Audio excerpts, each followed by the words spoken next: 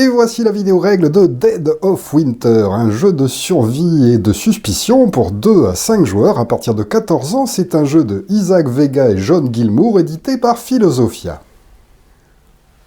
Au niveau du matériel, pas mal de choses. On commence par un plateau qui va représenter la colonie dans laquelle vont se terrer les survivants, ainsi que des lieux extérieurs. Nous avons poste de police, supermarché, école, bibliothèque, hôpital et station-service qu'on va disposer dans l'ordre des chiffres, en fait, du 1 au 6 à l'extérieur.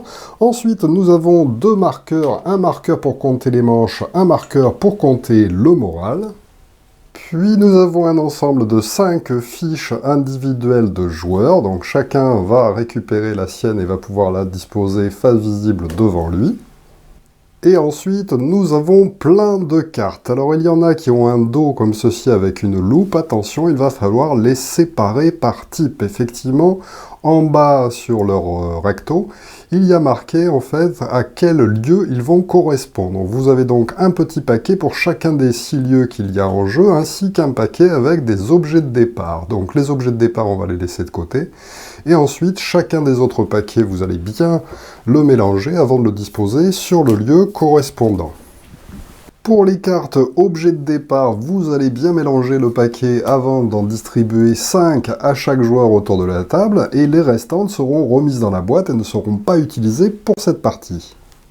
Ensuite, vous allez trouver un paquet de cartes objectifs communs. Pour la première partie, il est conseillé d'utiliser l'objectif encore plus d'échantillons. Attention, ils sont recto-verso avec un triangle rouge au dos. On va utiliser cette version-là pour une première partie. Ensuite, pour les parties suivantes, vous pourrez choisir une nouvelle mission ou bien même la tirer au hasard avant de la disposer à cet endroit-là, objectif commun du plateau général. Ensuite, vous avez un paquet de cartes objectifs personnels. Alors attention, à l'intérieur de ces objectifs personnels, il y en a où il y a marqué traître en rouge en bas, et d'autres où il n'y a rien de marqué. Vous allez donc tout d'abord utiliser celle où il n'y a rien de marqué, on va laisser de côté les cartes traîtres.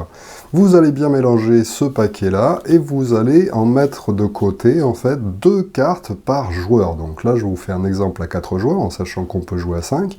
À ce moment-là, on va donc prendre 8 cartes, et parmi ces cartes qu'on a mis de côté, on va placer aussi une carte traître. On va donc mélanger les cartes traîtres, celles qui ont marqué traître dessus, hop, et après avoir fait ce mélange, on va en tirer une qu'on va ajouter à notre paquet de cartes sélectionnées. Donc là, les 8 cartes normales que j'ai placées.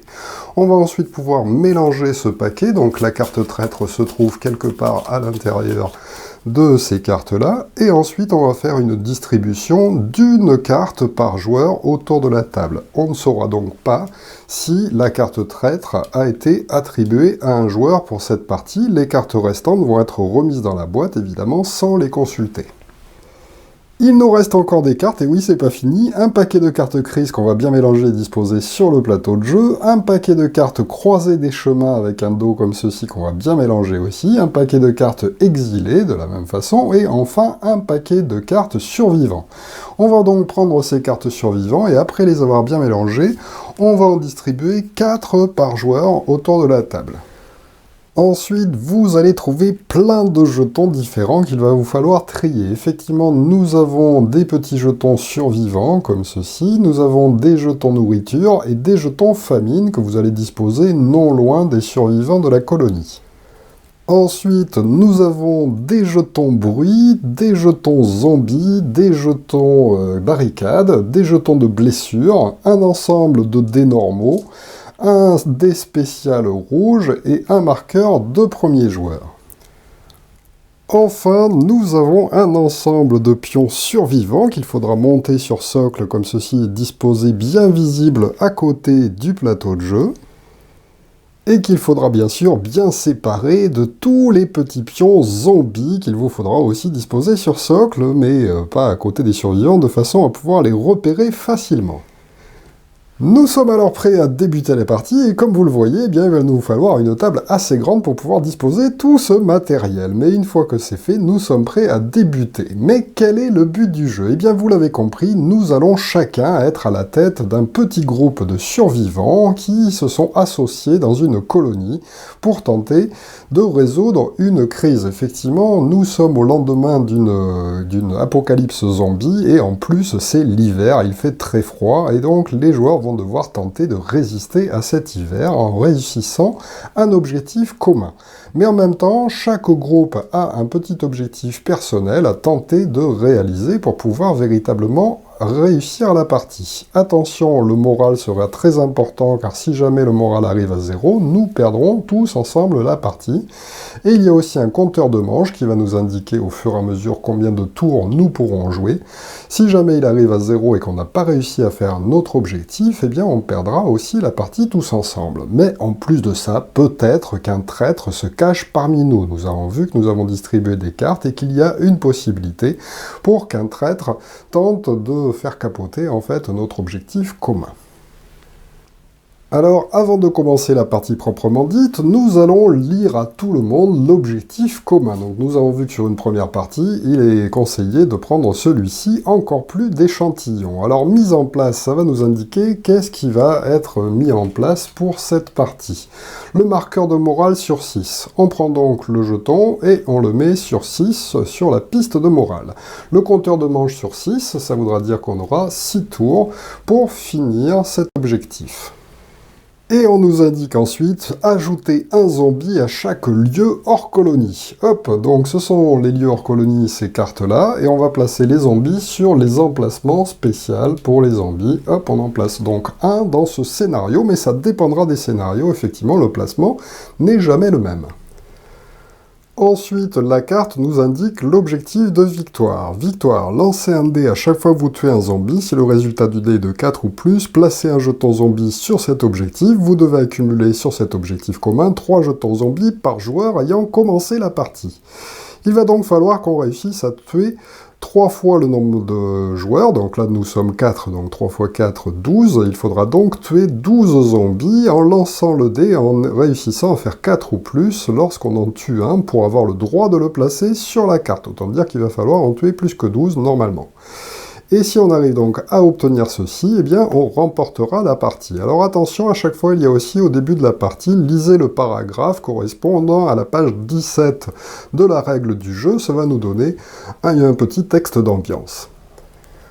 On va donc à la page 17 de la règle et puis on cherche le paragraphe correspondant, encore plus d'échantillons, nous sommes le 25 janvier, comme si la colonie avait vraiment besoin de ça, quelle puanteur, voilà qu'on stocke des cadavres là où auparavant on gardait nos abondantes réserves de nourriture.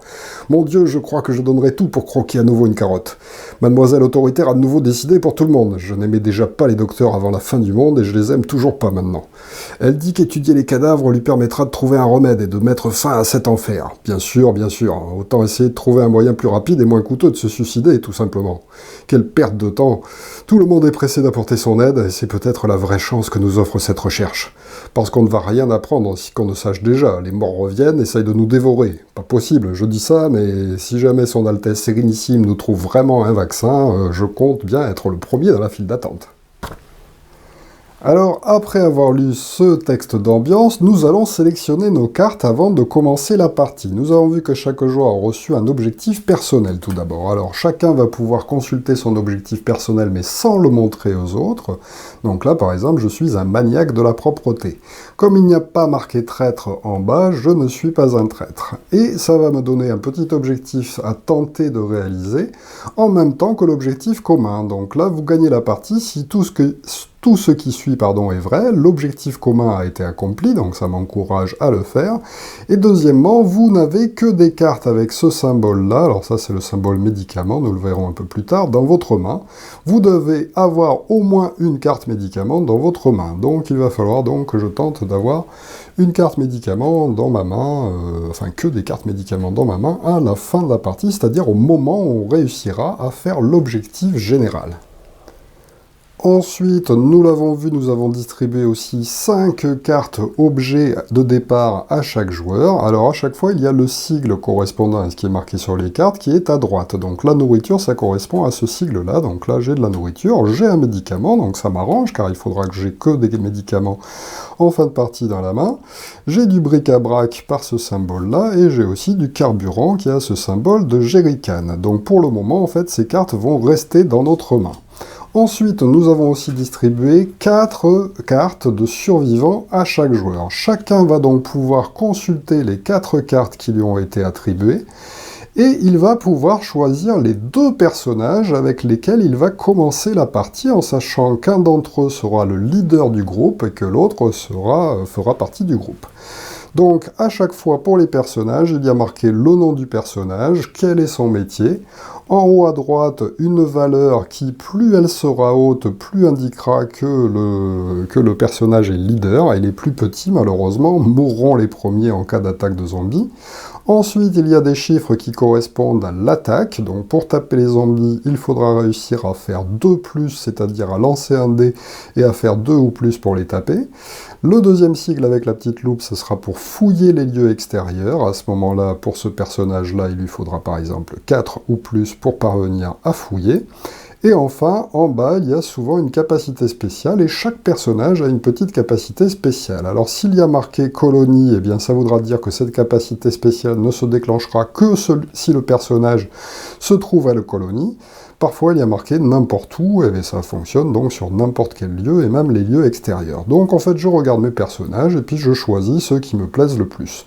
Donc là, par exemple, pour me dire, allez, moi je vais prendre un soldat, parce que ou un concierge, donc voilà, je lis un petit peu les capacités spéciales pour voir qu'est-ce qui m'arrangerait par rapport à l'objectif secret que j'ai à faire. Bon, là, je vais faire au hasard, hein, je prends le soldat, et puis Sparky, le chien cascadeur, m'ont l'air sympa, ça fait une belle équipe pour débuter.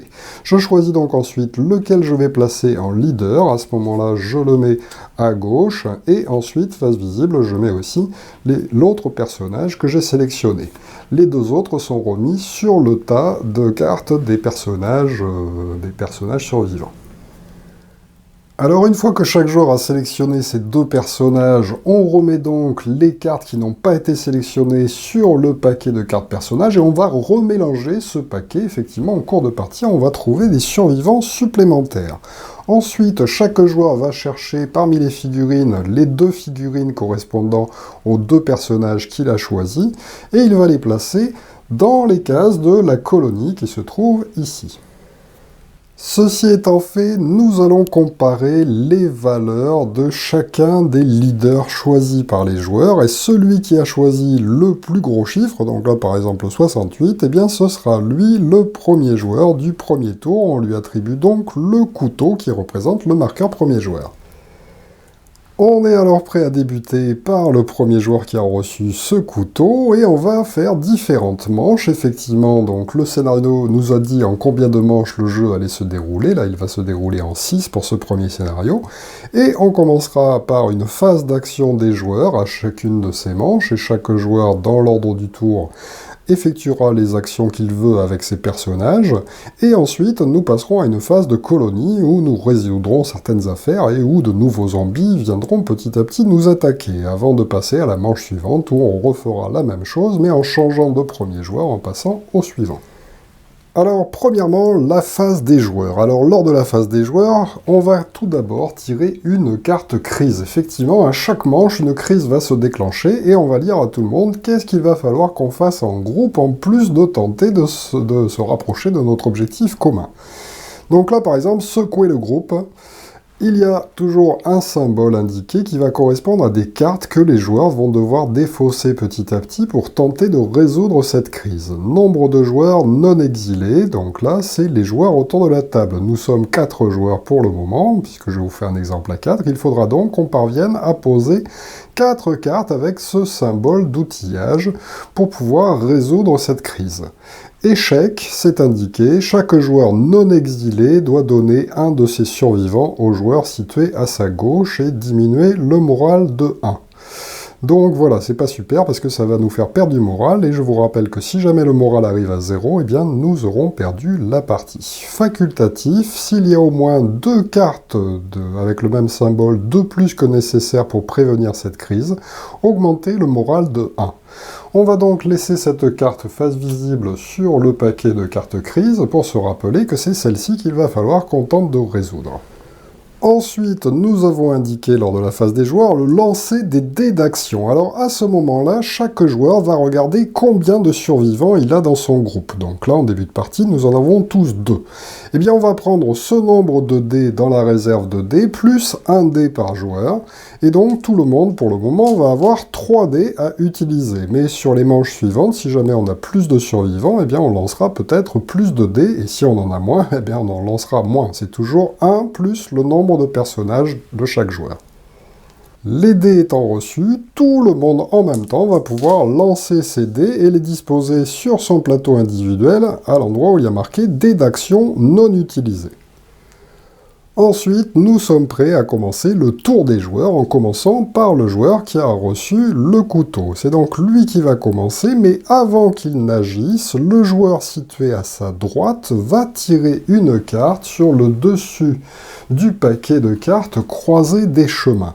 Et il n'y a que lui qui va regarder cette carte. Sur cette carte, il y a une petite condition qui est toujours, alors là je vais vous le montrer, indiquée en haut, donc là par exemple les troupes, et en italique, il y a marqué la condition sur laquelle va se déclencher la carte. Donc là, si un des survivants du joueur se trouve dans la colonie. Donc là, c'est le cas, puisqu'en fait, elle vient de piocher cette carte, et il y a effectivement des survivants appartenant à ce joueur-là qui se trouvent à l'endroit de la colonie. On va donc immédiatement déclencher l'effet. Alors parfois, cet effet correspond à un autre endroit, par exemple, si le joueur amène un personnage, je sais pas moi, la bibliothèque par exemple, c'est là que ça se déclenchera, donc ce sera peut-être en cours de partie, enfin en cours d'action en fait de ce joueur-là, que la carte se déclenchera. Là, ben, ça se déclenche immédiatement, puisque le joueur a des personnages dans la colonie. À ce moment-là, la personne qui a tiré la carte, qui se trouve donc à droite du joueur, va lire à tout le monde ce qui se passe. Donc là, les troupes, les soldats en uniforme ont des demandes prévisibles, avoir de la nourriture disponible à leur retour, ou la colonie sera réduite en cendres. Ah, ben, dommage. Chaque joueur ayant au moins un survivant dans la colonie doit voter pour, pouce levé, ou contre, pouce baissé, et la majorité l'emporte. Donc là, ça s'adresse à tout le monde, et tout le monde va devoir voter pour savoir si on donne de la nourriture aux troupes ou pas. Option 1 pour, pouce levé. Alors on lit toutes les options, hein, mais face visible à tout le monde, on ne le fait pas en face cachée. Donc option 1 pour, ajouter la condition de victoire suivante à celle de l'objectif commun actuel, vous devez avoir 5 jetons nourriture dans la réserve, cette condition est en plus de toutes celles déjà existantes. Si on vote contre, votre embuscade est étonnamment efficace et leurs pertes sont plus lourdes que les vôtres. C'est la débandade, lancez un dé pour chaque survivant de la colonie, sur un résultat de 3 ou moins, ce survivant reçoit une blessure. Et enfin, ben, l'alternative, si Thomas Hearst est dans la colonie, il remarque que l'homme qui se fait appeler colonel n'a qu'un uniforme de sergent, il met en question la véracité de leur dire, et les imposteurs battent en retraite, rien ne se passe. Alors tout d'abord, on va vérifier, est-ce que Thomas Hearst se trouve parmi nous? On regarde parmi tous les personnages qui ont été choisis par les joueurs, malheureusement il n'y est pas, il va donc falloir voter. Alors à ce moment-là, tout le monde va mettre son pouce comme ceci, devant, sur la table, et on va compter 1, 2, 3, et en même temps, tout le monde va voter pour ou va voter contre l'option. Alors, imaginons que les joueurs aient eu peur de prendre des blessures dès le début du jeu, qu'ils aient donc voté pour. À ce moment-là, c'est indiqué, on va l'ajouter, cette carte, à l'objectif commun, donc on peut la placer par exemple ici. Et puis, ça va nous indiquer, donc en plus de l'objectif de base qu'on a, eh bien, il va falloir qu'on rajoute en fait 5 nourritures à l'intérieur de notre réserve de nourriture pour les garder pour les soldats.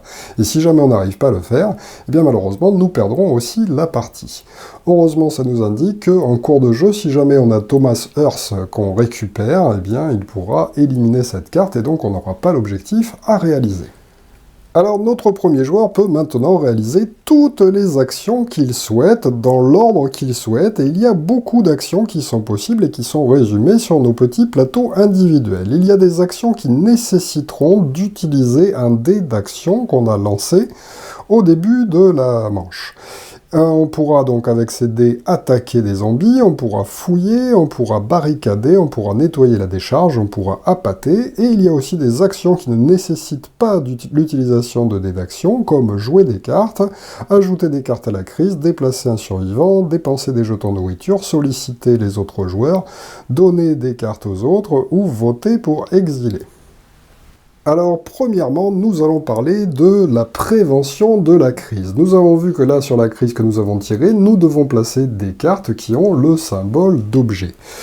Les joueurs peuvent donc tenter de résoudre la crise en plaçant, lors de leur tour, des cartes face cachée à côté de la crise pour tenter de la résoudre. Effectivement, s'ils arrivent à mettre autant de cartes que le nombre de joueurs correspondant à ce symbole, eh bien, ils parviendront à résoudre la crise. Ils peuvent donc, lors de leur tour, mettre autant de cartes et à n'importe quel moment, face cachée par contre, à cet endroit-là, car effectivement, s'il y a un traître parmi nous, il pourra placer la carte de son choix ici, et ainsi nous faire perdre, car chaque carte qui ne correspondra pas à ce qui est demandé nous fera perdre un point, c'est-à-dire annulera une bonne carte qui a été placée. Donc voilà pourquoi elles sont placées face cachée à cet endroit-là. Donc là, notre joueur pourrait dire, ben moi c'est bon, j'en ai deux, donc je vais en placer deux à cet endroit-là. Alors évidemment, on peut discuter avec les autres joueurs pour savoir si on est d'accord pour qu'il en mette deux ou pas, parce que si c'est un traître, il va peut-être nous mettre deux mauvaises cartes à cet endroit-là. Mais bon, le traître, son but c'est quand même aussi de survivre, donc peut-être qu'il ne va pas placer des cartes mauvaises à cet endroit-là. Donc ça, c'est une première possibilité. Deuxième chose lors d'un tour, la réserve de nourriture. À la fin de chaque manche, les personnes qui se trouvent à l'intérieur de la colonie vont devoir manger, et à ce moment-là, ils vont consommer une nourriture qui aura été placée à cet endroit-là pour 2 personnes. Donc on comptera le nombre total de personnes qui se trouvent à l'intérieur, on divisera par 2, arrondi au supérieur malheureusement, et chacun enlèvera en fait des jetons de nourriture qu'on a placés ici. Mais pour le moment, la réserve de nourriture est vide. Il faudra donc la remplir en jouant des cartes. Et ça, c'est aussi gratuit. Donc là, par exemple, notre premier joueur dit, ben moi j'ai une nourriture, donc je vais la jouer, et on les joue les cartes toujours sur la décharge ici. Et ça nous indique ajouter un jeton de nourriture dans la réserve de nourriture. Hop, je rajoute un morceau. Comme moi j'ai 2 personnages et que chacun a pour le moment 2 personnages, ben si tout le monde arrive à mettre une nourriture à cet endroit-là, eh bien ça permettra de survivre pour cette manche. Mais bon, je suis gentil, je dis, ah ben tiens, j'ai une deuxième nourriture, donc je vais en placer aussi une deuxième. Effectivement, on peut en jouer autant qu'on veut ou qu'on peut pendant son tour. Alors, autre action possible lors du tour d'un joueur, et qui ne dépense pas de dés, se déplacer. Effectivement, on va pouvoir prendre n'importe lequel de ces personnages, que ce soit le leader ou un autre, et l'envoyer à un autre endroit du plateau de jeu. On peut aller directement à n'importe quel endroit, ou se déplacer d'un lieu extérieur à un autre lieu extérieur, ou d'un lieu extérieur pour revenir à la colonie.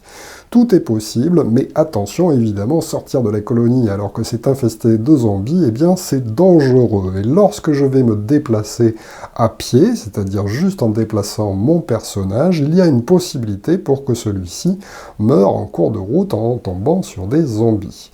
Heureusement, il y a aussi la possibilité de jouer des cartes de carburant. Effectivement, les carburants vont nous permettre de conduire une voiture, et donc de partir en voiture, et donc à ce moment-là de ne pas risquer de se faire croquer. Donc là par exemple, décharge, jouez cette carte lorsque vous déplacez un de vos survivants, ne lancez pas de dés risques pour ce déplacement. Donc là notre joueur pourrait dire, eh bien moi j'ai envie de me déplacer, et à ce moment-là je vais jouer une carte carburant, toujours pareil, on les joue toujours sur la décharge, pour déplacer un de mes personnages. Alors, dans les lieux extérieurs, les joueurs pourront ensuite fouiller pour trouver des objets.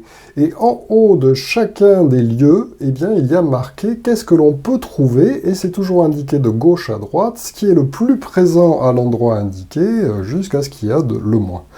Donc là, par exemple, au supermarché, on trouve surtout de la nourriture, ensuite des médicaments, ensuite du matériel, et enfin d'autres personnages.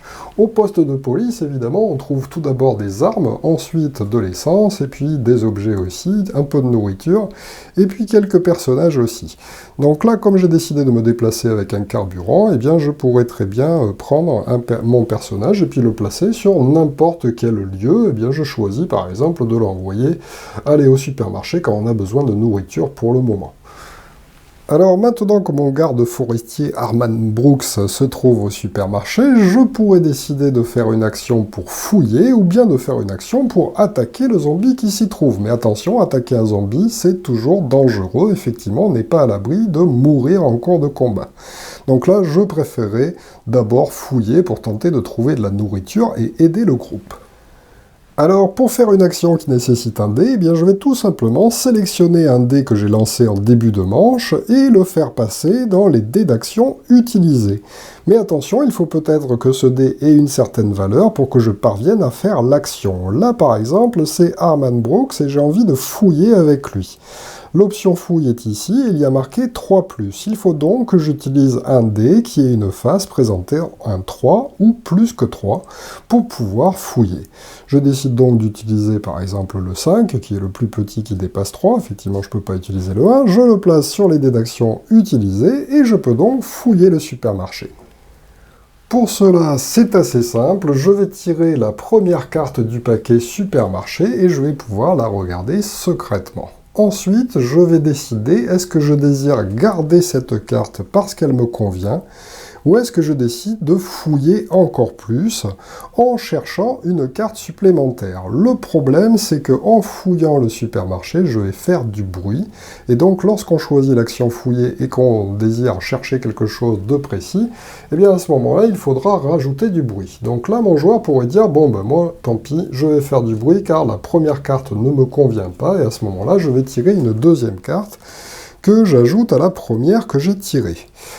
Ça ne me convient toujours pas, et le joueur pourrait décider, comme ceci, de continuer à faire du bruit en fouillant. Donc allez, je fouille encore une fois, hop, je tire encore une carte. Ah, c'était une carte de nourriture que je cherchais, la troisième carte que j'ai tirée, c'est de nourriture, c'est ça qui m'intéresse. Les deux premières cartes que j'ai tirées, donc qui ne me conviennent pas, eh bien je vais pouvoir les replacer sous le paquet de cartes du supermarché. Elles reviendront si jamais on arrive au bout de ce paquet. Effectivement, pour chaque fouille, je ne peux garder par contre qu'une seule carte, quel que soit le nombre de cartes que je tire en faisant du bruit. Alors attention, il n'y a pas un dé qui est attribué à chacun des personnages que j'ai, mais je peux utiliser plusieurs dés pour le même personnage. Donc là, par exemple, je pourrais continuer à refouiller une deuxième fois, si je veux, en utilisant en fait mon deuxième dé et en demandant à mon personnage de tirer encore une carte au supermarché. Je pourrais encore éventuellement faire du bruit en tirant des tuiles supplémentaires, des cartes supplémentaires, mais attention, je suis limité par le nombre de cases bruit restantes, et donc là, je ne pourrais faire plus que deux fois du bruit au supermarché. Mais avant ça, je pourrais dire, ah ben, je viens de trouver de la nourriture au supermarché, et comme la carte est venue rejoindre ma main, eh bien je peux très bien la jouer directement, même si je ne suis pas dans la colonie en fait, sur la colonie, de façon à rajouter de la nourriture dans la réserve de nourriture. Attention, là c'est une fois 2 nourritures, donc en fait je mets 2 nourritures dans la réserve, donc ça permettra comme ça à tout le monde de manger, et comme ça je montre aussi que je suis sympathique avec le groupe, et que je vais aider un petit peu tout le monde.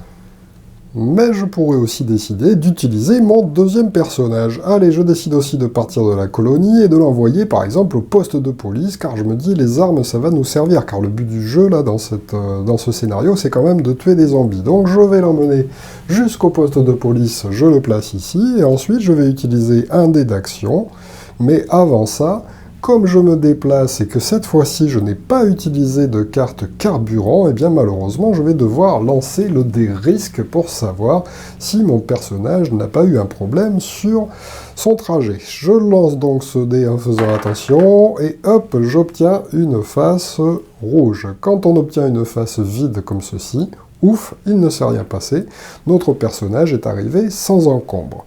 Maintenant, je peux donc utiliser par exemple un 6 car il a 4 plus en fouille, pour pouvoir fouiller le poste de police. Je tire alors la carte du dessus du paquet, je la regarde secrètement, oh ben elle m'intéresse, donc à ce moment-là je ne vais pas faire de bruit pour tirer une autre carte, et c'est bon pour ma fouille. Alors attention, certains objets sont indiqués équipés. Effectivement, là par exemple, j'ai pioché un pistolet. Alors personne ne le sait pour le moment, je ne montre pas les cartes que je fouille, je les mets dans ma main. Mais par contre, je peux les utiliser plus tard si je le souhaite. Donc là, j'ai bien envie d'utiliser le pistolet. Mais pour l'utiliser, comme il y a marqué équipé, il va falloir que je le pose sur un personnage pour l'équiper avec le pistolet. Comme j'ai pioché la carte, je peux très bien la poser même sur un personnage qui n'est pas dans le lieu en question, mais je décide de le poser quand même sur le maire, de façon à ce qu'il puisse se défendre ensuite contre les zombies. À ce moment-là, quand c'est un objet équipé, je le place comme ceci, en le laissant dépasser, et à partir de maintenant, j'aurai les capacités spéciales données par l'objet en question. Alors, j'aurais bien aimé attaquer le zombie qui se trouve au poste de police, mais malheureusement, il ne me reste plus qu'un seul dé d'action avec un 1, et je ne peux pas y faire grand-chose. Alors attention aux capacités spéciales des personnages. Brian Lee, il y a marqué que n'importe où, une fois par manche, je peux augmenter de 1 la valeur d'un dé d'action non utilisé. Donc là, je pourrais le faire passer à 2, mais malheureusement, ça ne suffira pas pour pouvoir attaquer, car il me faut un 3+, pour avoir le droit d'attaquer le zombie qui se trouve à cet endroit. À ce moment-là, eh bien, je vais peut-être utiliser ce dé en faisant une action qui nécessite un dé d'action, mais une action différente. Alors, à part attaquer ou fouiller, je peux aussi décider de barricader. Et pour barricader, eh bien, ça va permettre d'empêcher les zombies de rentrer dans un endroit et donc de retarder leur avancée. À ce moment-là, je peux donc utiliser un dé pour le mettre, et là, il a besoin d'avoir n'importe quelle face, il n'y a pas besoin d'avoir un chiffre particulier. Et je prends alors un jeton barricade dans la réserve de jetons barricade et je le place sur une case zombie vide de l'endroit où je me trouve. Donc là, je suis obligé de la mettre à un endroit comme ceci. Attention, si jamais l'endroit est déjà rempli de zombies, eh bien je ne pourrai pas remplacer un zombie par un jeton barricade. Alors là, avec ce dé, j'ai choisi de faire l'action barricader, mais je peux aussi faire d'autres actions qui nécessitent un dé avec n'importe quelle face. Il y a nettoyer la décharge. Effectivement, nous avons vu qu'à chaque fois qu'on joue des cartes pour ajouter par exemple de la nourriture, ou bien se déplacer en utilisant un carburant, on les place dans la décharge. Le problème, c'est que si le nombre de cartes arrive à 10 cartes dans la décharge, eh bien, j'aurai des petits problèmes. Et donc, il va falloir éviter d'arriver à ce nombre-là, et on peut donc utiliser des dés pour nettoyer la décharge. Mais c'est pas un nettoyage qui va concerner l'intégralité des cartes, effectivement, je ne vais que tirer les 3 premières cartes de la décharge, et je pourrai les mettre hors jeu, c'est-à-dire je les remets dans la boîte de jeu. Et donc chaque dé d'action utilisé comme ceci pour nettoyer la décharge enlève seulement 3 cartes. Enfin, dernière possibilité, avec un dé d'action qui présente n'importe quelle face, je peux aussi attirer des zombies sur un de mes personnages. À ce moment-là, je peux prendre 2 zombies de n'importe quel lieu pour les amener sur la case où se trouve mon personnage. Je peux aussi les amener jusqu'à la colonie si je veux. Alors ça, c'est à utiliser vraiment en dernier recours si jamais on sent qu'il y a des joueurs qui sont en péril et donc je peux tenter de les rapprocher d'un endroit, mais c'est quand même dangereux. Alors le joueur continue ainsi son tour jusqu'à ce qu'il annonce qu'il est terminé, car effectivement il y reste encore toutes les actions gratuites que le joueur peut continuer à faire. Donc là je pourrais continuer à jouer des cartes si je veux dans la décharge pour bénéficier de leurs effets, équiper si j'ai encore des cartes, ou déplacer mes personnages. Je pourrais faire revenir mes personnages par exemple à la colonie, mais attention, à chaque déplacement, comme il y a un risque de se faire mordre par un zombie, il faut peut-être mieux ne pas trop se déplacer en début de partie surtout. Lorsque je décide donc d'arrêter, eh bien on va passer au tour des joueurs suivants dans le sens des aiguilles d'une montre autour de la table. Mais à ce moment-là, avant qu'il joue, attention, n'oubliez pas que le joueur précédent, c'est-à-dire celui qui vient de jouer, tire une carte croisée des chemins et regarde en fait la condition nécessaire au déclenchement de la carte. Donc là, il la lit. Elle ne se déclenche pas pour le moment, il ne nous dit pas comment est-ce qu'elle va se déclencher, et c'est donc à ce joueur de réaliser son tour. Alors évidemment, les joueurs discutent, hein. Donc là on pourrait dire à l'autre, mais pourquoi t'as pas mis de carte de prévention de la crise? Ah bah oui, mais j'avais aucune carte comme ça, puis au supermarché j'ai trouvé de la nourriture, c'est déjà bien, je vous en ai mis, mais par contre je pouvais pas. Mais bon, les autres pourraient se dire, tiens c'est un peu bizarre, pourquoi est-ce qu'il fait ça? Bon voilà, la suspicion en fait se fait naturellement entre les joueurs, car effectivement, l'un d'entre eux peut être éventuellement un traître, donc on fait attention. Donc là, c'est donc à notre joueur qui a Thomas Earth en leader de jouer. Qu'est-ce qu'il pourrait décider de faire? Ben, il pourrait dire, ben moi, c'est bon, par contre, je peux tenter de prévenir la crise, mais par contre, j'ai qu'une seule carte comme ça, il faudrait peut-être que j'aille en chercher d'autres, mais le problème, c'est que plus on va être nombreux dans un endroit, plus ça va être dangereux. Mais bon, je pourrais peut-être envoyer mon chien. Allez, j'envoie mon chien Sparky. Comme j'ai pas envie qu'il se fasse croquer, je pourrais dire, allez, moi je joue une carte carburant pour l'envoyer. Alors effectivement, Sparky prend la voiture, c'est assez spécial, mais on pourrait dire en fait qu'un joueur amène le chien avec sa voiture et puis repart ensuite à la colonie. Et donc je pourrais dire, ah ben, qu'est-ce que je vais aller visiter? Ben, je pourrais aller visiter, allez, le poste de police, hop, moi aussi, j'ai envie que... Allez, Sparky, cherche, cherche. Et à ce moment-là, je peux utiliser un dé. Sparky, l'avantage, c'est qu'il fouille sur un résultat de 2 ou plus, donc je peux utiliser un 2 pour fouiller le poste de police. Je tire la première carte du dessus du paquet, je regarde secrètement ce que c'est. Ouh, super, un fusil tactique, bravo Sparky. Eh bien, je vais garder ça, ça me paraît très sympa pour pouvoir tuer des zombies plus tard. Je le prends donc dans ma main, et ensuite je peux l'attribuer à n'importe quel personnage. Donc là, je pourrais me dire, ah bah tiens, je vais le rajouter à Thomas, mon soldat, parce que mon soldat avec un fusil tactique, ça sera bien sympa. Et puis ensuite, qu'est-ce que je pourrais faire comme autre action? Je pourrais refouiller une deuxième fois, par exemple avec mon D2, ça peut être intéressant. Donc Sparky, vas-y, refouille encore. Là, ça serait bien si j'arrivais à trouver quelque chose pour tenter de résoudre la crise. Malheureusement, je tombe sur un carburant. Est-ce que je peux faire un peu de bruit? Le problème, c'est que chaque jeton bruit va ensuite attirer des zombies. Donc c'est un petit peu dangereux quand même. Donc là, je pourrais me dire, bon ben tant pis, je suis désolé les gars, mais je vais garder cette carte-là. Et puis voilà, je pourrais dire par exemple, tiens, je vais jouer une carte nourriture pour nous rajouter une nourriture, car de toute façon, il nous en faudra beaucoup, parce qu'il faut se rappeler qu'à la fin, on a besoin en plus d'avoir 5 nourritures supplémentaires à l'intérieur de notre réserve. Thomas Earth, il a une capacité spéciale, alors n'oubliez pas les capacités spéciales, ça lui permet par exemple de tuer 2 zombies, mais 2 zombies à la colonie, c'est indiqué. Malheureusement, il n'y en a pas pour le moment à la colonie, donc il ne va pas pouvoir le faire. Par contre, il peut utiliser peut-être son fusil tactique. Une fois par manche, vous pouvez tuer un zombie sur n'importe quel lieu, ne lancez pas le dé risque, ce n'est pas une attaque, et ça ne vous coûte pas un dé d'action. À ce moment-là, je pourrais dire, ben, pan, je vais tuer en fait le zombie qui se trouve au poste de police, ça ne me coûte rien, et donc le zombie a été tué. Attention, on va vérifier à chaque fois qu'on tue un zombie si je peux le poser sur la carte ou non. Je lance le dé, il faut faire 4 ou plus, j'ai eu de la chance, j'ai fait 5, ça fait donc déjà un zombie de placer ici, il nous en reste donc encore un certain nombre à placer. Enfin, je pourrais dire, eh bien, je vais utiliser mon dernier dé pour aider à vider la décharge. À ce moment-là, je tire 3 cartes sur le dessus de la décharge que je remets dans la boîte de jeu. Ce sont des cartes qui ne reviendront plus. Et puis voilà, j'ai pas envie de redéplacer mes personnages pour prendre un risque inconsidéré. Je peux donc dire, mon tour se termine.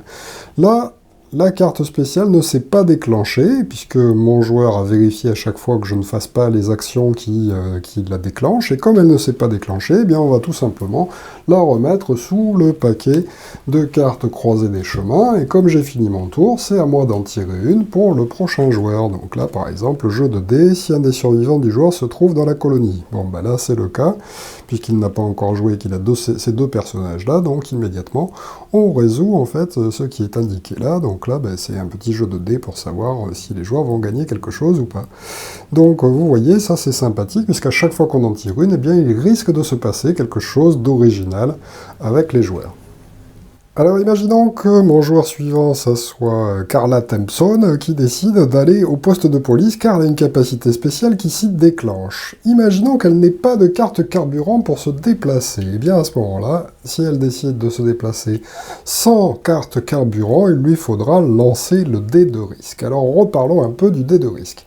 Si jamais vous obtenez cette face avec rien dessus, eh bien c'est bon, le déplacement se fait sans problème.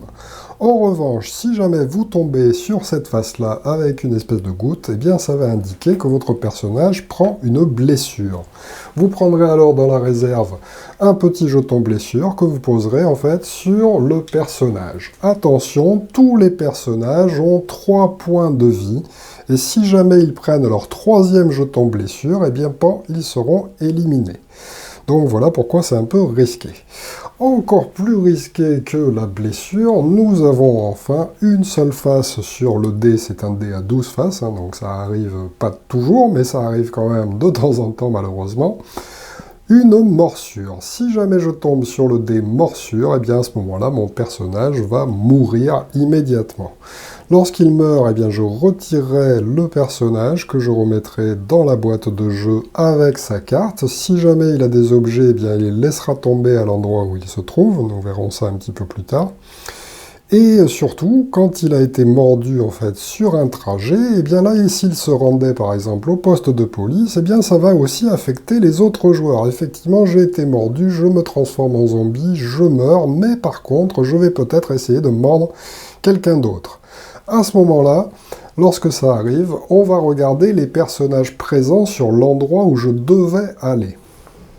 Ici, par exemple, au poste de police, il y a Brian Lee et il y a le chien Sparky. On va regarder celui qui a la plus petite valeur, marquée en rouge en haut, et là donc ce serait Sparky. Eh bien, la morsure se transmet à Sparky. Alors Sparky, eh bien le joueur qui le contrôle va devoir décider. Soit il décide que Sparky meurt directement, et à ce moment-là, on enlève Sparky, on enlève son pion, qu'on remet dans la boîte, et la maladie a fini de se propager. Ça fait donc 2 personnes qui auront été tuées. Celui qui a été mordu, et le personnage le plus faible de l'endroit où il se rendait. Autre possibilité, je peux dire, ah ben non, moi j'ai pas envie de perdre Sparky, et à ce moment-là, si je ne veux pas le perdre, je dois lancer le dé risque. Si j'obtiens une face avec rien du tout dessus, eh bien Sparky sera guéri. C'est bon, il ne meurt pas. Par contre, la maladie arrête de se propager. Si par contre j'obtiens n'importe quelle autre face, et là on se fiche de ce qui est dessiné dessus, mais si j'obtiens une face avec quelque chose, eh bien malheureusement, Sparky va mourir, et en plus de ça, la maladie va se propager au personnage suivant avec la plus petite valeur. Donc là, ce serait par exemple Brian Lee. Le joueur déciderait lui aussi, à ce moment-là, s'il décide qu'il meurt ou s'il veut lancer le dé pour savoir s'il survit. Là, comme ce serait le dernier personnage qui reste au poste de police, il aura tout intérêt à lancer à ce moment-là le dé pour tenter de sauvegarder son personnage. Si jamais il meurt, en obtenant une autre face, eh bien la maladie ne se propagera plus parce qu'il n'y a plus personne au poste de police. Enfin, dernière face possible sur le dé, cette face-là qui représente une engelure. Alors lorsqu'un joueur va lancer le dé et obtenir une engelure, eh bien il va prendre une blessure engelure, c'est-à-dire qu'il va prendre un petit jeton mais qu'il va mettre sur son personnage, sur la face engelure. Et qu'est-ce que ça va faire? Eh bien ça va faire qu'au début du tour de ce joueur, eh bien tous les personnages qui auront une engelure vont prendre une blessure supplémentaire. Et donc, voilà, comme je vous le rappelle, ils ont 3 points de vie, et bien une engelure, à chaque tour, ça va en rajouter 1, et c'est considéré déjà comme une blessure, donc s'il chope 2 blessures supplémentaires, eh bien le personnage sera mort et éliminé.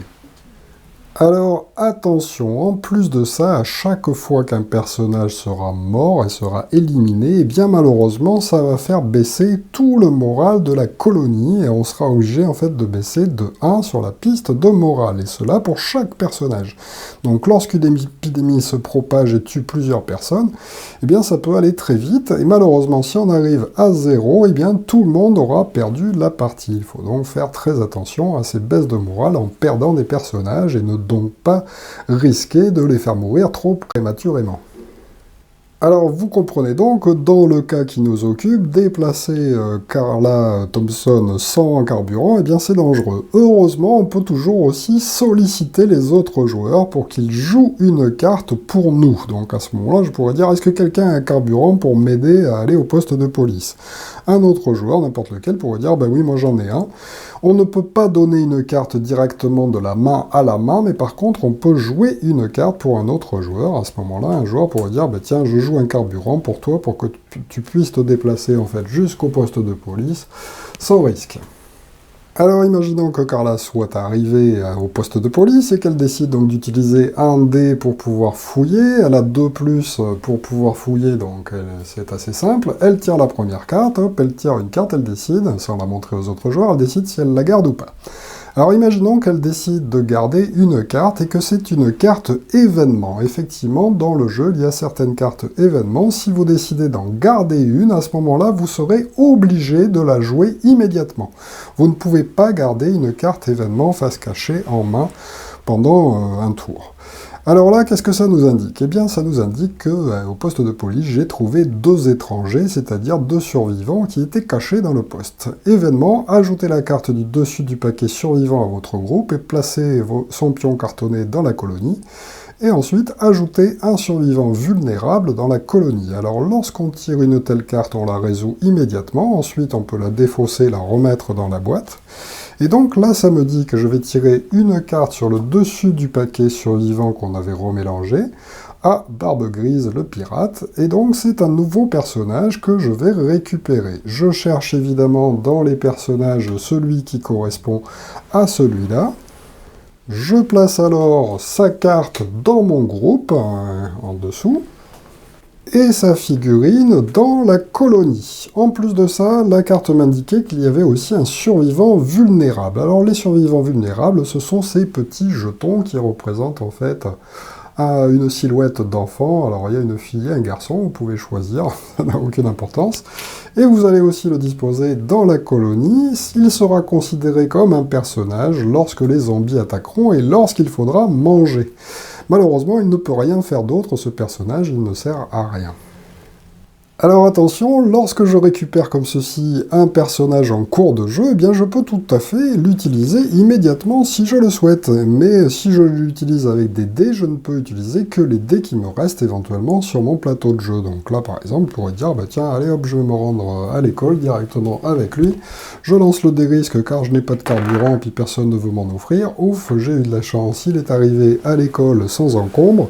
Et puis là, il a envie de taper un zombie. Alors pour taper un zombie, il faudra évidemment utiliser un dé d'action non utilisé qui correspond à l'attaque du personnage, donc là 1+, bon alors lui il est très fort en fait, hop je peux utiliser un 1 pour qu'il attaque, et pan, j'enlève directement la figurine d'un zombie qui se trouve à l'endroit où j'ai attaqué, mais attention, les zombies, comme les déplacements sans voiture, sont dangereux, il faut effectivement que je lance le dé pour savoir s'il n'arrive rien à mon personnage. Ouf, il ne lui est rien arrivé. Il aurait pu être blessé, il aurait pu prendre une engelure, oh, il aurait pu être mordu aussi. Si jamais il est mordu, eh bien il disparaît. Et puis pareil que lors du déplacement, eh bien tous les personnages éventuellement supplémentaires qu'il y a à l'école, eh bien un tour de rôle devrait décider s'il décide de mourir directement sans lancer le dé et d'arrêter la contagion, ou bien de lancer le dé et d'obtenir une face vide pour ne pas mourir. Alors, autre action possible, nous avons aussi la possibilité d'augmenter la valeur des dés que l'on a en consommant de la nourriture. Donc par exemple, si j'ai Carla Thompson et que j'ai envie de lui faire encore une action de fouille avec un 4+, alors là je n'ai pas utilisé sa capacité spéciale, hein, il est à noter que sa capacité spéciale, c'est de fouiller encore une fois lorsqu'elle fouille déjà le poste de police. Bon, mais mis à part ça, si jamais donc je veux utiliser un dé et que je n'ai pas la bonne valeur, à ce moment-là, je peux dire, bah tiens, je vais consommer une nourriture qui se trouve dans la colonie. Alors évidemment, il faut qu'il y ait des boîtes de conserve dans la réserve de nourriture. À ce moment-là, je défausse le nombre de boîtes de conserve que je veux pour augmenter d'autant mon dé.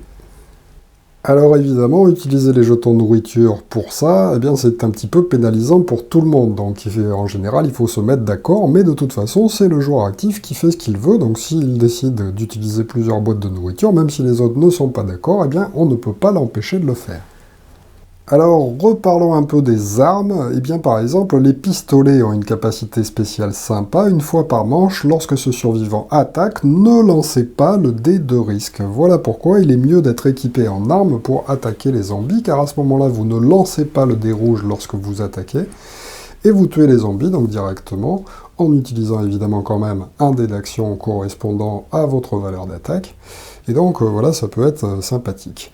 Alors quand un personnage est équipé d'un objet, vous avez aussi comme possibilité d'action qui ne nécessite pas un dé d'action, de passer en fait quelque chose d'équipé à un autre joueur, mais à condition d'être au même endroit.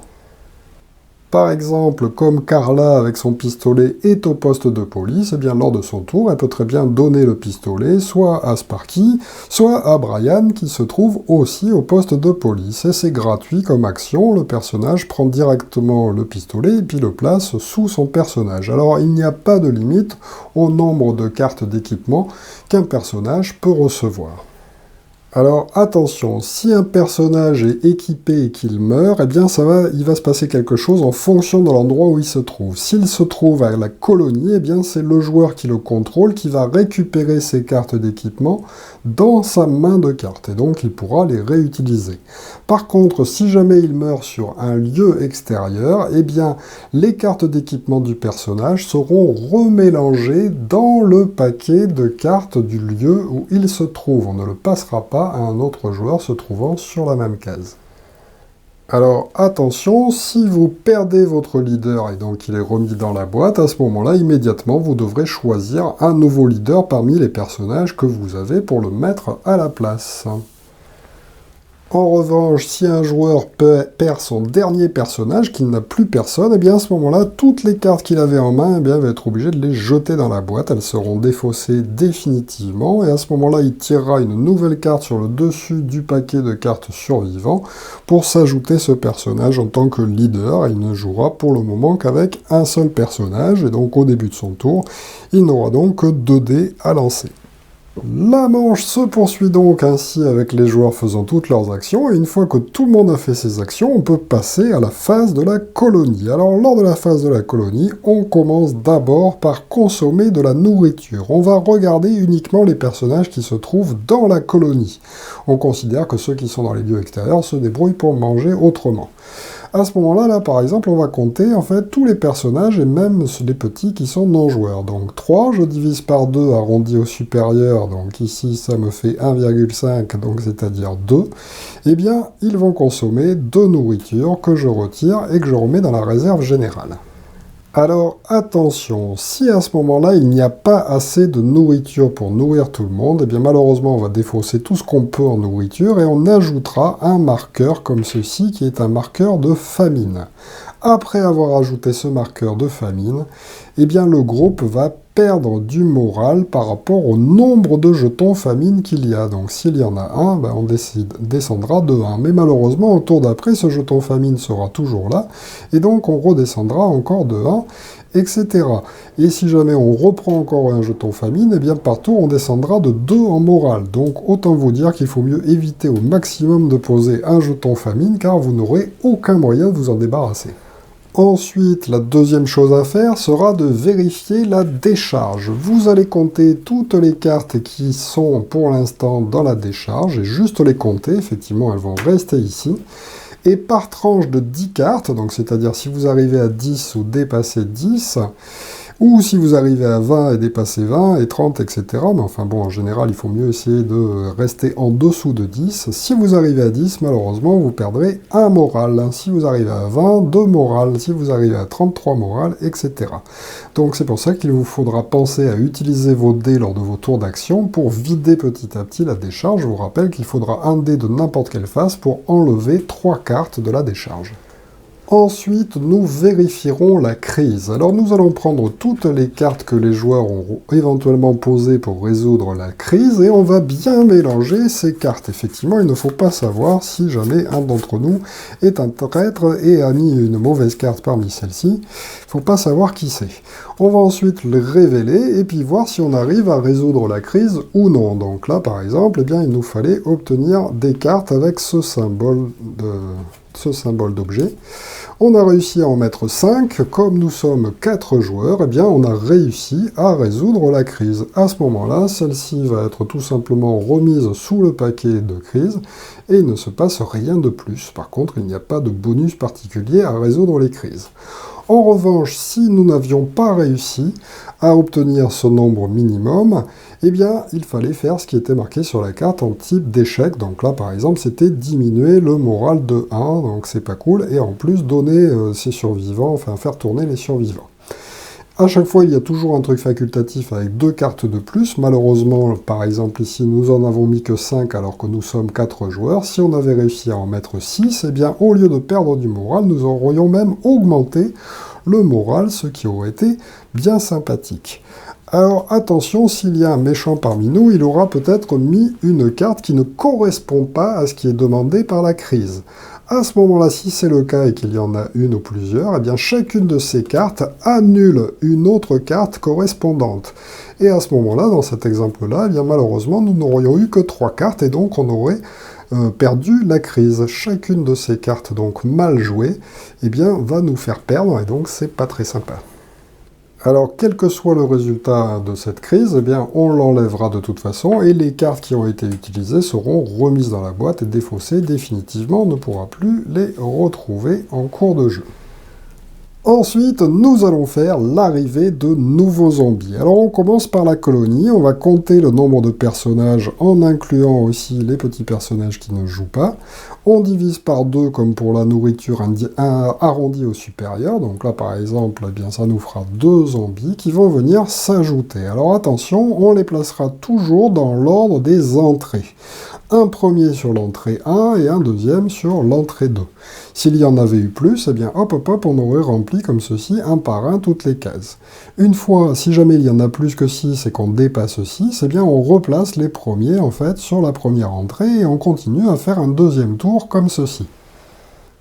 Attention, on commence toujours systématiquement par l'entrée 1, même s'il y a déjà des zombies. Donc au tour d'après, si ça a été déjà dans cette position-là et qu'on aurait dû rajouter 2 zombies de plus, eh bien on aurait fait 1 et 2, comme ceci. Et puis dès qu'il y en aura d'autres qui arriveront, eh bien hop, ils arriveront encore par la case 1. Donc la case 1 est évidemment plus dangereuse que les autres. Il faudra donc tenter de se débarrasser des zombies qui sont sur les premières entrées, car c'est là que ça risque de déborder.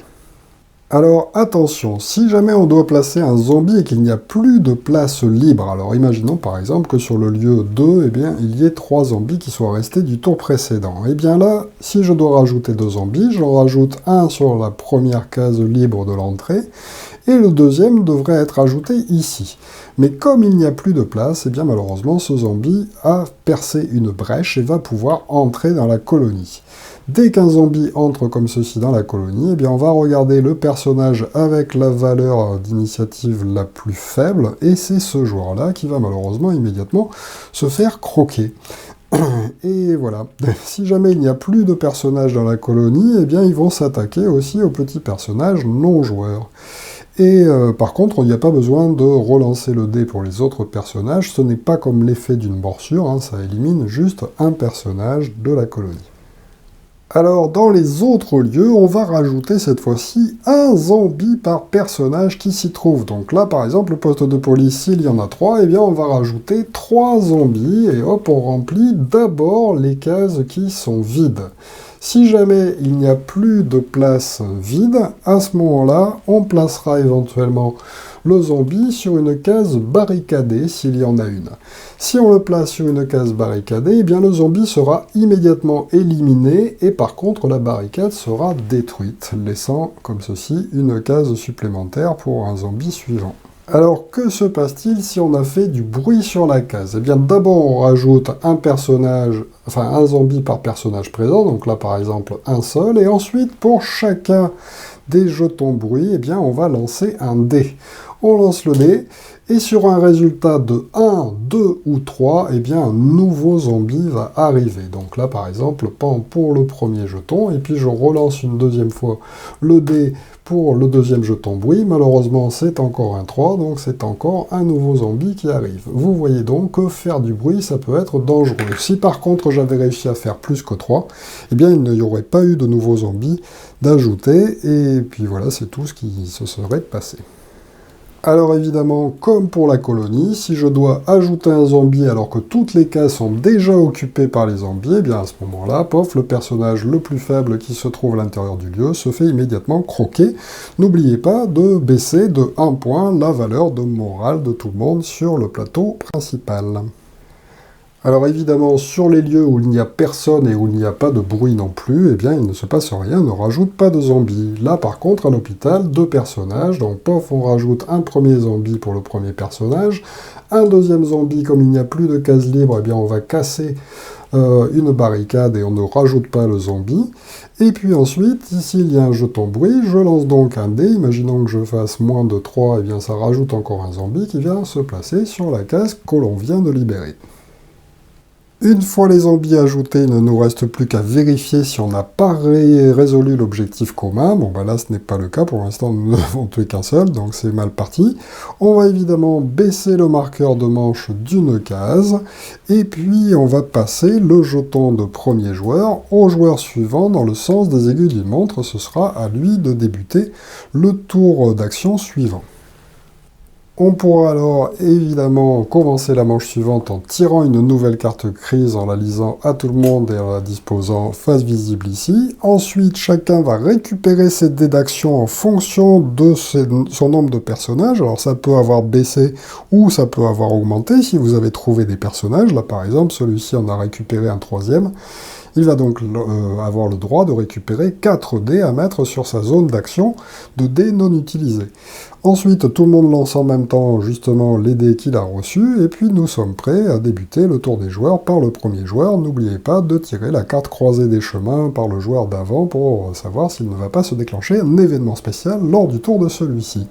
Et ainsi de suite jusqu'à la fin du jeu. Alors parlons maintenant de l'exil. Effectivement, une fois par tour, lorsque c'est un joueur de jouer, celui-ci peut décider de proposer un vote pour exiler un autre joueur. À ce moment-là, il désigne le joueur de son choix, celui qu'il pense être un traître, en général c'est sur celui-là. Et ensuite, tout le monde va voter en mettant le pouce comme ceci. Est-ce qu'on est d'accord pour l'exil? Est-ce qu'on n'est pas d'accord pour l'exil? 1, 2, 3, tout le monde fait en même temps. Attention, ce sera le premier joueur qui départagera en cas d'égalité. Et c'est valable pour tous les autres votes du jeu, ceux qui sont amenés aussi par les cartes spéciales. Alors, si un joueur est ainsi exilé par les autres joueurs, eh bien à ce moment-là, il va tirer une carte exilée qu'il va pouvoir regarder. Dessus, il y a toujours marqué ce qu'il doit faire, parce que ça va changer en fait ses objectifs personnels, si vous n'êtes pas le traître et si vous êtes le traître. Donc si vous n'êtes pas le traître, par exemple, révélez votre objectif personnel à tous les joueurs et retirez-le de la partie, ben non, c'était pas moi le traître, et puis désormais votre nouvel objectif personnel et l'objectif commun a été accompli. Mais par contre, vous allez être quand même en exil par rapport aux autres joueurs. En revanche, si vous êtes le traître, eh bien, le but premier de votre objectif personnel est remplacé par un autre objectif à tenter de réaliser qui dépend des cartes exilées que vous avez tirées. Alors, premièrement, quand un joueur est exilé, il va retirer, en fait, tous ces personnages de la colonie. Il ne peut plus être dans la colonie. À ce moment-là, il va les prendre et il va directement les placer sur les lieux extérieurs de son choix. Et ça ne sera pas considéré comme un déplacement. Il n'aura donc pas besoin de lancer le dé spécial pour savoir éventuellement s'il a une morsure. Ensuite, un joueur exilé ne pourra plus prévenir la crise, donc il n'aura pas le droit de placer des cartes à cet endroit-là. Tant pis pour lui, même s'il était gentil, il ne peut plus aider les autres. À chaque fois qu'il va tirer une carte qui va rajouter normalement des petits personnages comme ceci non-joueurs à l'intérieur, eh bien il ne les rajoutera pas. Et lorsqu'il récupère un nouveau personnage, eh bien il placera, au lieu de le placer à la colonie, il le placera dans le lieu de son choix aussi à l'extérieur de la colonie. Ensuite, comme il ne fait plus partie de la colonie, il ne pourra évidemment plus défausser de jetons nourriture pour augmenter la valeur de ses dés, mais en revanche, il aura le droit de jouer des cartes nourriture de sa main pour remplacer cet effet, c'est-à-dire chaque carte nourriture défaussée lui permettra d'augmenter de 1 la valeur de ses dés. Attention, lorsqu'il joue des cartes de cette manière, elles ne seront pas rajoutées sur la décharge de la colonie, il n'y est plus, donc elles seront défaussées définitivement dans la boîte. Enfin, évidemment, il ne pourra plus voter pour les autres exils et pour les autres cartes spéciales, il est carrément hors du jeu. Et quand ces survivants vont mourir, ça ne baissera pas le moral de la colonie, il est hors jeu.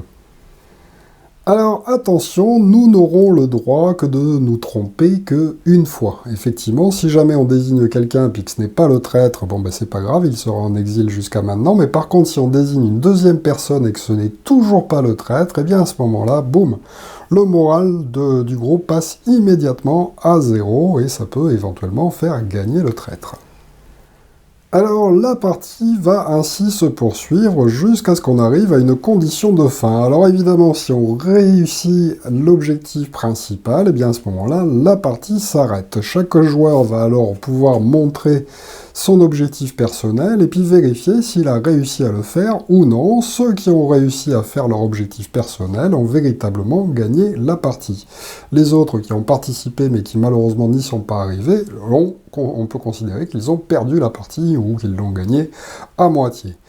Évidemment, celui qui est le traître, s'il y en a un, car je vous rappelle qu'on a distribué les cartes au hasard et qu'on n'est pas sûr qu'il y ait un traître parmi nous, et bien à ce moment-là, lui, il peut gagner la partie, enfin il perd la partie si les autres joueurs, évidemment, l'emportent. Il peut gagner la partie, par contre, si le moral arrive à 0. Effectivement, dès que ça arrive à 0, la partie s'arrête. Et s'il y en a un qui est le traître, qu'il a réussi à faire arriver à 0 et qu'il a réussi son objectif particulier de traître, il aura à ce moment-là gagné la partie. Par contre, s'il a été mis en exil, eh bien, il peut quand même gagner éventuellement, mais c'est plus difficile à faire. Alors, sur les cartes de fin, il y a aussi une petite précision d'une carte à aller lire, enfin, un paragraphe à aller lire dans la règle de jeu pour savoir ce qui s'est passé à la fin. La partie peut aussi se terminer si on arrive à la fin des manches, qu'on a fait la dernière manche et puis qu'on n'a toujours pas réussi à faire l'objectif, et bien à ce moment-là, tout le monde a perdu, même le traître.